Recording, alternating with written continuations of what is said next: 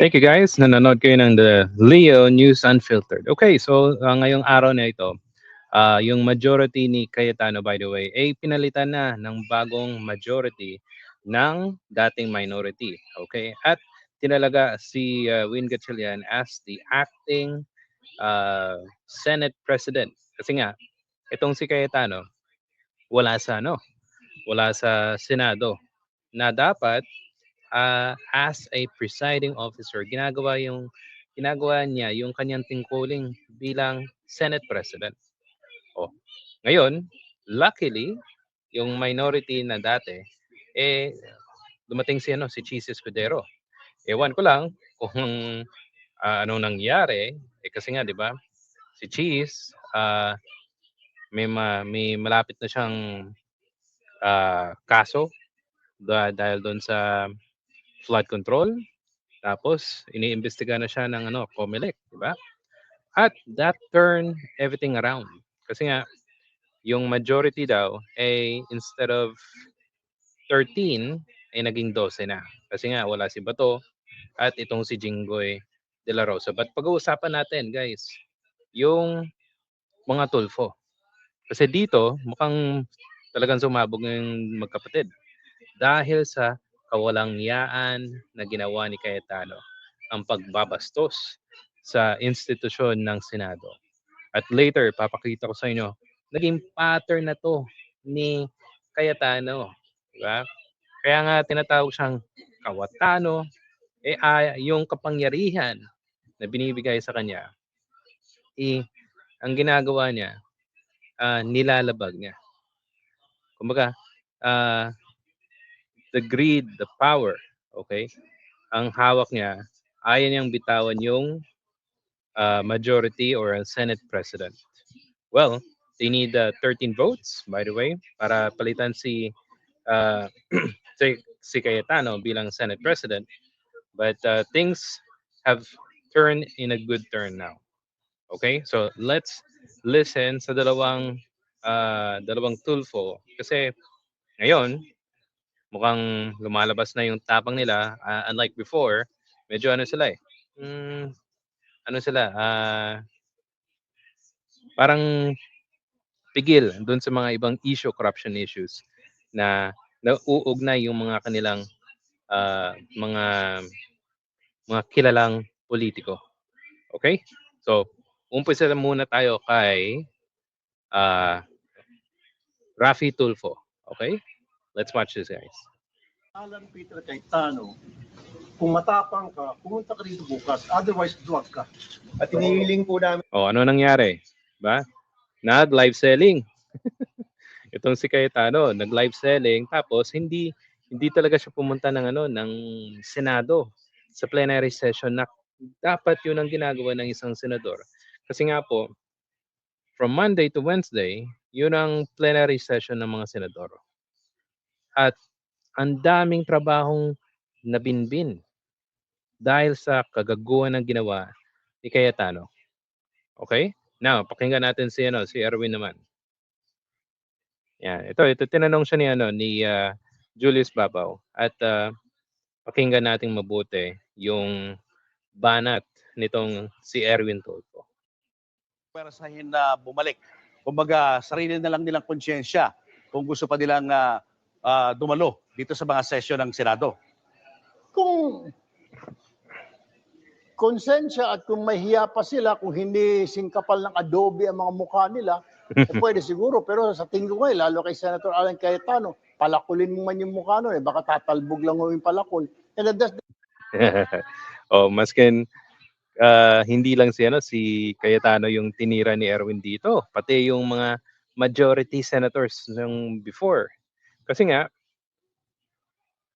yung duty nyo guys, yung duty ng mga senador, ay binabaliwala nila. Sarili nilang rules at duty as a senator, trabaho para gawin ang mga bagay na kailangan gawin, binabaliwala nila.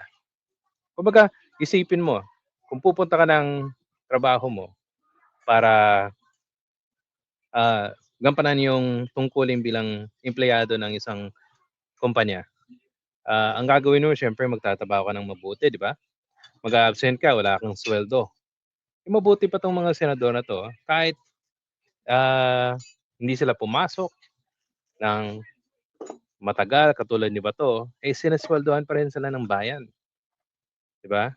So, dapat yung mga senador na dapat ginagawa niyong tungkulin, pumunta sila ng plenary. At 'yan na nga, panama na 'to sa mga majority senators na umaanib kay Cayetano. O pati kay kay Cayetano. Oh, kahit gaano kapal ang mukha niya, hindi pa rin siya tatablan ng kahit anong ibato mo sa kanya. O sige, continue natin. That's just my opinion, no? Hindi naman ako kabastusan, sorry po, pardon my French, ho. Pero yung sinasabi ko, sa sobrang kapal na ho ng mukha niya, ayaw niya mag-attend. 2 days na. Ang nagsasuffer po, yung taong bayan. That is the problem here. Kaya nga po, panawagan ko sa kanya, and I'm sure he's watching, and I'm sure magla-live na naman siya mamaya dahil vlogger na po yata si Senator Cayetano. Yan na nga eh. Instead na senador ka, magla-live stream ka. Magla-live online, ano ka na, vlogging ka na lang. Titirahin mo yung mga kasamaan mo dahil nga ayaw mong pumasok, gusto mong independent. Nung panahon ni Duterte, tutang-tuta ka ni Duterte. 'Di ba? Sinusunod niya yung kahit anong gusto ni Digong. O sige. SP Cayetano, parang awa mo na pumasok ka na bukas, 10 ng iyong mga kasamaan para magkaroon po tayo ng quorum. Bago man lamang tayo magsinediye, ipakita po natin sa mga kababayan natin na mga senador tayo, professionals po tayo, wala po tayong tinatago, hindi po tayo nagtatrabaho dito para sa ating mga sarili, para sa pamilya, para sa business interest ng ating pamilya, para sa grupo, political party, o para sa isang tao. Now, we're here to work for the entire nation. Kahit na po ikaw ay Duterte supporter, Marcos supporter, kung wala kang sinusuportahan, magtrabaho po tayo, gumawa tayo ng mga panukalang batas, let us pass laws for the good of everyone. Yun, tama, 'di ba? Dito nag-agree ako kay Erwin Tulfo na dapat gawin yung trabaho niya.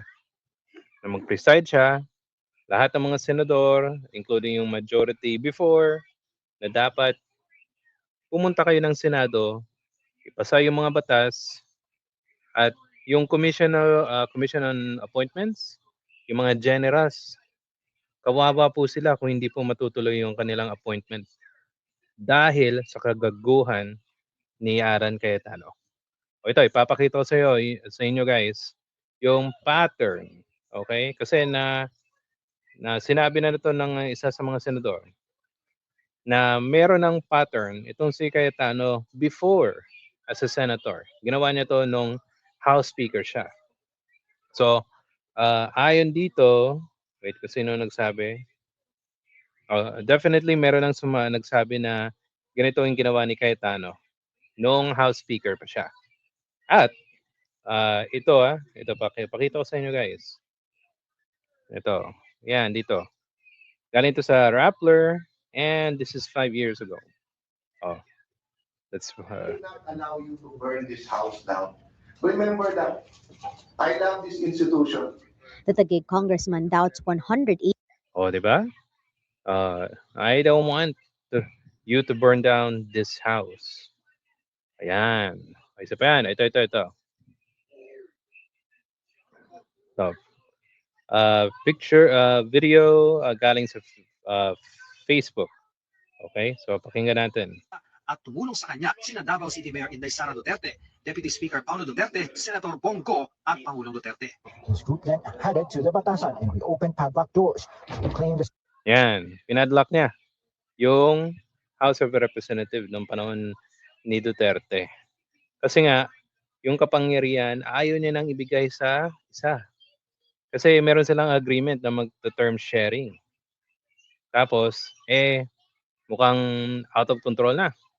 Tumawag si boss. Sino yung boss? Si Digong. Session hall, which had been closed shut since ousted Speaker Cayetano suspended sessions last week. This morning, may act of violence na po. Sinira ang mga pinto sa Kongreso. Dadalawa lang po ang House ng Kongreso. Senado, na nasa Pasay City, sa GSIS building, at yung pong Kongreso na nasa Quezon City. Wala pong third house. The last time I checked, ang Celebrity Sports Club ay hindi naman kongreso. Bakit po sila kung ano-anong fake news, kung ano-anong kasinungalingan, ngayon may fake session naman na ginagawa, no? Kung valid 'yon, Banana Republic na tayo. Magwawala kayo sa ginagawa nyo ngayon and then magwawala kayo dito bukas. Salita ng speaker 10 beses, 20 beses, do it. But if you are Congressman Velasco bent on destroying everything, burning up down the house, I can leave here anytime. But I will not allow you to burn this house down. Verbally, I am tendering my irrevocable Ayan, yan. Tapos, dito sa another video, dito, kitang-kita mo na kinausap siya ni Duterte at nag-concede siya. Na humingi pa nga siya ng tawad kay Digong. Okay? Yan ang sinasabi natin, yung presidente, kahit ano pa man, may kapangyarihan na kausapin yung mga leader ng Senado o Kongreso. O, sige. I made a mistake. Mali ang reading ko. Misunderstood ko na gusto mong ituloy at tapusin ko ang budget. Ako'y humihingi ng paumanhin. Hindi ko intention, never, na hindi ka sundin. Tignan niyo po lahat ng aking interviews. We're okay. We will continue to help. But right now, verbally, I am tendering my irrevocable resignation as the Speaker of the House of the Republic of the Philippines. So, yan ang Alan Peter Cayetano. Imagine niyo talagang sakim sa kapangyarihan. Hindi niya talaga bibitawan sa sarili niyang, kumbaga sa kahit anong mangyari, basta matago, mahawakan niya lang yung kanyang self-interest. Hindi lang yung self-interest pati yung mga interest ng ibang grupo. At wag na nating itago, Duterte. Kasi nga, meron pa rin silang number to acquit. Diba? Kailangan lang ng 9 to acquit Sara Duterte. So, yan, si Alan Cayetano, meron talagang pattern noong una hanggang ngayon. So, ano pa sa inyo? Kung meron po kayong komento, suggestions sa ating video, paki-comment po sa comment section kung nagustuhan niyo po ito. Please hit the like and subscribe button. Salamat and see you again sa susunod na video.